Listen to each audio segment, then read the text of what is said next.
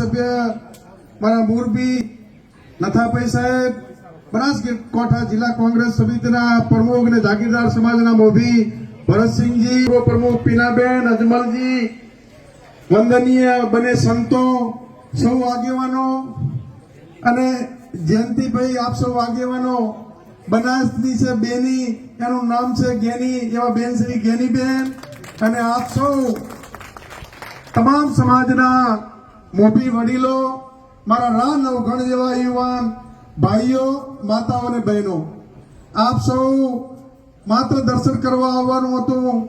આપને 12 વાગ્યાનું કહ્યું હતું, 2 વાગ્યા સુધી આપ રાહ જોઈને બેઠા છો, એ બદલ આપ સૌને નમન ને વંદન. આપ સૌને વિશેષ ના કહેતા આપને એટલું જ કહું છું કે આ ચૂંટણી ભાજપ ને કોંગ્રેસ વચ્ચેની ચૂંટણી નથી. આ ચૂંટણી માત્ર ને માત્ર તમને, આ જ્ઞાનીબેન ને રેખાબેન ને જો તમને એમ લાગે કે આ બેમાં તમારો અવાજ કોણ ઉપાડી શકે એમ છે, મજબૂત કોણ છે. ભરતસિંહજી હમણાં કહેતા હતા કે ભાજપ પાર્ટીના તમામ કાર્યકરો પણ દુઃખી છે કે જો આ અમે ભાજપ વાળા બેન જીતી જાય તો 25 વર્ષ સુધી ભાજપનું કોઈ ના આવે, એમને તો ગમે તે લાવીને ઉપાડીને લાવે એ જ ઉમેદવાર, એ પણ બધા દુઃખી છે. અને આ બેન તમારા માટે હર હંમેશા તંત્રની સામે લડવું હોય, સરકારની સામે લડવું હોય, તમારા કામ માટે સરકારની અને તંત્રની છાતી ઉપર પગ મૂકીને કામ કરવાની તાકાત ધરાવે છે, આપ સૌ જાણો છો. અને વિશેષ તો તમામ સમાજો અને મારા માલધારી સમાજે પણ સન્માન કર્યું. ઠાકોર સમાજ, પટેલ સમાજ, મારો દલિત સમાજ મેં મેલે પણ મેઘવાળ ન મેલે એવો મારો દલિત સમાજ હર હંમેશા કોંગ્રેસની સાથે રહ્યો છે. ત્યારે આપ સૌને વિશેષ ના કહેતા સમય ઓછો છે.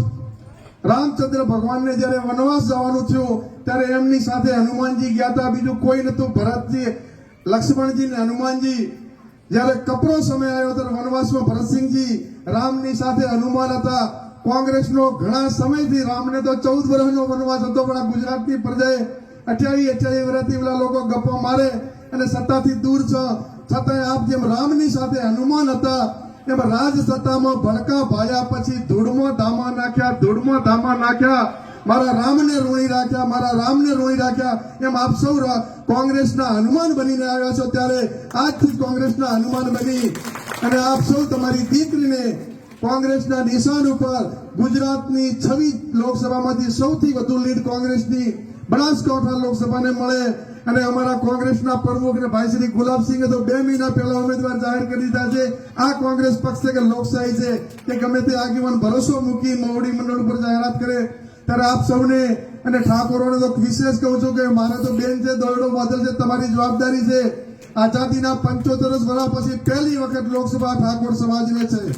ત્યારે ભરતસિંહ વતી આ તમામ સમાજો વતી મારું પણ માગું ની તનકે કાજ, પરમારથને કારણે માગતો ના આવે લાજ. આ ઠાકોર સમાજ માટે તમામ સમાજો પાસે ખોળો પાથરીને વિનંતી કરું કે આવતી લોકસભાની અંદર તમારી દીકરી, તમારી બેન ને વધુ વોટોથી જીતાડી અને લોકસભામાં મૂકો. એ શબ્દો સાથે આપ સૌનો ખૂબ ખૂબ આભાર. જય હિન્દ, જય ભારત.